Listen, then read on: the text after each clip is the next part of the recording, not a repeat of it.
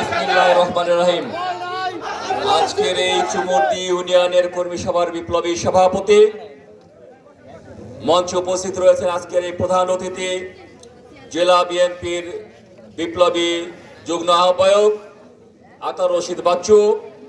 মঞ্চে উপস্থিত রয়েছেন ভাঙা পৌর বিএনপির সাবেক বিপ্লবী সভাপতি মিজানুর রহমান পান্না, সাধারণ সম্পাদক সাবেক মুন্সি মনিরুজ্জামান মনির, নুরুজ্জামান বিল্লাল, বাচ্চু, মুন্সি মিজানুর রহমান, এমএম তৈমুর, উপস্থিত ছোট্ট, সেন্টু ভাই, আলম, আরও নেতৃবৃন্দ।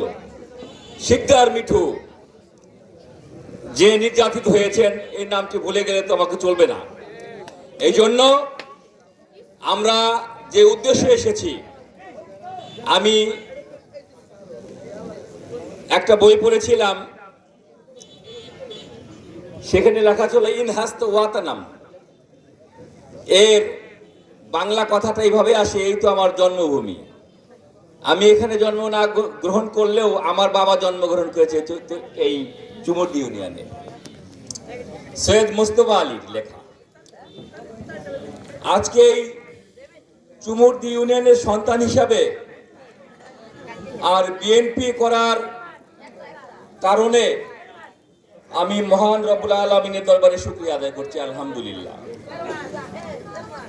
কর্মী সভার মূল তত্ত্ব যে সংগঠন ঠিক আছে কিনা, সংগঠনকে ঠিক করতে হবে, সৎ লোকের শাসন প্রতিষ্ঠা করতে হবে, অসৎ লোককে সংগঠনের থেকে বাইরে রাখতে হবে। এই জন্য সকলকেই সচেতন হতে হবে। আমরা বলতে চাই, শহীদ রাষ্ট্রপতি জিয়াউর রহমান একজন সফল সৎ রাষ্ট্রনায়ক। ওনার মৃত্যুর পরে এই হাসিনা সরকার যখন ক্ষমতায় আসছে, এর মধ্যে এরশাদ আসছে, বিএনপি আসছে, তারপরে হাসিনা আসছে। হাসিনা এসে শহীদ রাষ্ট্রপতি জিয়াউর রহমানের কোথায় কি আছে সমস্ত কিছু পর্যালোচনা করেছে, পর্যবেক্ষণ করেছে যে জিয়াউর রহমানের কোনো কিছু পাওয়া যায় কিনা। এই শেখ হাসিনা, জিয়াউর রহমান এবং দেশনেত্রী বেগম খালেদা জিয়ার কোথায় কোনো অবৈধ সম্পত্তির আলামত পাই না। আমরা সেই দল করি। এজন্য আপনাদেরকে বুকে সততা লালন করতে হবে। বাংলাদেশের টেকনাফ থেকে তেতুলিয়া, রূপসা থেকে পাথুরিয়া, বাংলাদেশের রাজনীতির রন্ধ্রে দুর্নীতি ছেয়ে গেছে। আমরা বলতে চাই, এই দুর্নীতি থেকে বাংলাদেশকে বের করে আনতে হবে। তারই বার্তা দিয়েছেন ইতিমধ্যে তারেক রহমান। তারেক রহমানের নেতৃত্বে আগামী দিনে বাংলাদেশের সূর্য উদিত হবে, গণতন্ত্র উদিত হবে। আমরা বলতে চাই, তারেক রহমানের নেতৃত্বে আগামী দিনে আমরা বাংলাদেশকে এগিয়ে নিয়ে যাব। আমরা বলতে চাই, সমস্ত ষড়যন্ত্রের দাঁত ভাঙা জবাব দেওয়া হয়েছিল সেদিন, আবার আরেকদিন জবাব দেওয়া হয়েছে। আমি বলছি না, অনেক ভেঙে কথা বলছি না। আর এক সর্বশেষ 5ই আগস্ট শেখ হাসিনার জবাবের মধ্য দিয়ে ষড়যন্ত্রের জবাব দেওয়া হয়েছে। আমি বলতে চাই, বাংলাদেশে মোদির শাসন চলবে না। আমি বলতে চাই, বাংলাদেশের শহীদ রাষ্ট্রপতি জিয়াউর রহমানের শাসন চলবে।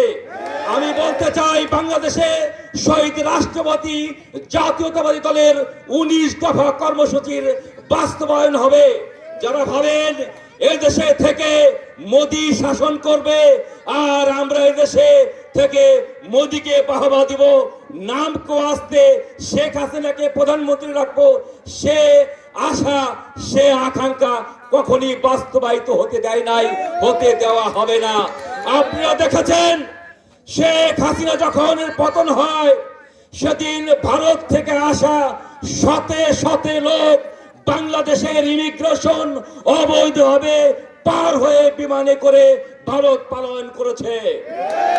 আমরা বলতে চাই, ভারতের রক্ত চক্ষু উপেক্ষা করে বাংলাদেশ এখন চলবে। আমি এক জায়গায় এই ডক্টর ইউনূস সাহেবকে ধন্যবাদ জানাতে চাই। এই কারণেই উনি বলেছে ভারতের নির্দেশনায় বাংলাদেশ চলবে না। এজন্য আমরা বলতে চাই, আপনারা পাড়ায় পাড়ায়, মহল্লায় মহল্লায় বিএনপির সৎ নেতৃত্ব দেখেন। সৎ নেতৃত্বের মধ্য দিয়ে এই বিএনপি প্রতিষ্ঠিত হবে। কখনোই কোনো টাউট বাটপারের হাতে ইউনিয়নের কমিটি যাবে না। আমরা বলতে চাই, এই যে আজকে যারা বয়স্ক ভাতা রয়েছে, শুধুমাত্র বয়স্ক ভাতা বয়স্ক লোকই পাবে। কৃষি সম্পদ রয়েছে, শুধুমাত্র ইউনো অফিস থেকে কৃষি সম্পদ কৃষকের হাতেই পৌঁছে দেওয়া হবে। শুধুমাত্র টিসিবির সম্পদ দরিদ্র মানুষের হাতেই পৌঁছে দেওয়া হবে। আপনারা যদি দেখেন এর মধ্যে কোনো কারচুপি হচ্ছে, এই টিউনো অফিসকে জানাবেন, আমাকে জানাবেন, কঠোর হস্তে দমন করা হবে। যদি না পারি ভাঙার রাজনীতি ছেড়ে দেব। আমি বলতে চাই যদি টিসিবির মাল বিক্রি করা হয় আর যদি ভুকা নাঙ্গা মানুষ এখানে না খেয়ে মরে, তাহলে টিউনো সাহেবকে জবাব দিতে হবে। আমি বলতে চাই সেই জবাব আমাকেও দিতে হবে। আমি সমস্ত প্রশাসনকে বলতে চাই, যেমনি করে সেদিন গোপাইল্লা পুলিশ ছিল, এখন কিন্তু আর বগুড়ার পুলিশ হওয়ার দরকার নাই। যে যেখানে আছেন সে সেখানে বসে রাষ্ট্রের কাজ করবেন। রাষ্ট্রের বাইরে কোনো কাজ আপনার করার দরকার নাই। বিএনপি করার জন্য আমি আছি, পান্না সাহেব আছে, মনি সাহেব আছে, মিঠু শিকদার আছে, এই অঞ্চলের লোক আছে। আপনাদের বিএনপি করতে হবে না। যারা নির্যাতিত তাদের পাশে পুলিশ থাকবে। আমি বলতে চাই, বিভিন্ন জায়গায় চাঁদাবাজি হচ্ছে, অনেক পুলিশ কিন্তু এর সঙ্গে জড়িত হয়ে গিয়েছেন। আমরা বলতে চাই, এখনো বিএনপি সরকার ক্ষমতায় আসে নাই। এখন একটা অস্থায়ী সরকার এই দেশ পরিচালিত করছে। আমাদের কাছে যদি রিপোর্ট আসে, আমি এখনো কিন্তু কাউকে কিছু বলি নাই। যদি আমি বলা শুরু করি 24 ঘন্টার মধ্যে কিন্তু ভাঙ্গা ছেড়ে যেতে হবে। এই জন্য সকলকেই চুপ না থেকে, প্রত্যেকটা যারা মসজিদের ইমাম আছেন, সৎ লোক আছেন, আলেম ওলামা আছেন, বিএনপির সৎ লোক আছেন, আপনারা ছায়ার মতন সন্ত্রাসীদেরকে, অবৈধ দুর্নীতিবাজদেরকে অনুসরণ করেন, আমাদের কাছে রিপোর্ট করেন, আমরা এর যথাযথ ব্যবস্থা নেব ইনশাআল্লাহ। যাই হোক, সময় সংক্ষিপ্তর কারণে অনেক কথাই বলা ছিল, বলতে পারছি না। যাই হোক, আমরা বলতে চাই, অনেক রক্তের বিনিময়ে শেখ হাসিনাকে এই বাংলাদেশ থেকে উৎখাত করা হয়েছে। সেদিন যখন 1808 খ্রিস্টাব্দে লক্ষণ সেন পলায়ন করেছিল, তবুও তার কিছু লোক ছিল। শেখ হাসিনা 300 সংসদ সদস্য সহ পালিয়েছে। শেখ মুজিবের কন্যা হিসাবে এর থেকে লজ্জাজনক, এর থেকে ব্যর্থতার আর কিছু হতে পারে না। এই জন্য যেই নেত্রী বলে আমার বাসার পিয়ন 400 কোটি টাকার মালিক, আমি জানি না হেলিকপ্টারে বিবাহ করে, আমি জানি না তুমি কতশো টাকা নিয়েছো, কত হাজার কোটি টাকা নিয়েছো, আমরা জানি, বাংলাদেশের মানুষ জানে। বাংলাদেশের মানুষ এতদিন বলতে পারে নাই, নিঃশ্বাস বন্ধ করে রেখেছিলে আমাদের। আমরা এখন মুক্ত আকাশে নিঃশ্বাস নিতে পারছি। আমরা রক্তিম সূর্যের অপেক্ষায় রয়েছি, তারেক রহমানের অপেক্ষায় রয়েছে বাংলাদেশ, জাতীয়তাবাদীর অপেক্ষায় রয়েছে বাংলাদেশ। আমরা আগামী দিনের বাংলাদেশকে ঢেলে সাজাতে চাই, সমস্ত সন্ত্রাসকে নির্মূল করতে চাই, দুর্নীতিবাজদের উৎখাত করতে চাই, সাধারণ মানুষের প্রাপ্য অধিকার ফিরিয়ে দিতে চাই।